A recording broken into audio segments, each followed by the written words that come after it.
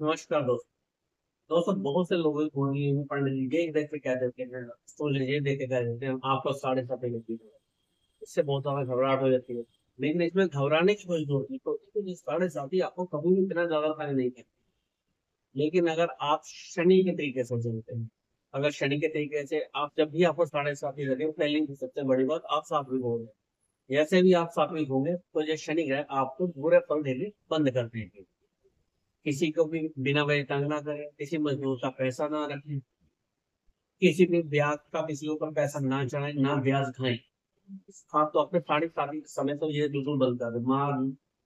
मांस, मदरा, अंडे का प्रयोग बिल्कुल वर्जित हो जाता है। इन सबको आप मना ही करते इन चीजों से। तो अगर आप रोज मंदिर जाते हैं नंगे पाँव, तब भी इससे आपका शनि ग्रह कंट्रोल होता है। और साथ साथ आप बजरंग बली की पूजा करें, हनुमान जी की मान्यता करें, इससे आपका शनि शुभ हो जाए।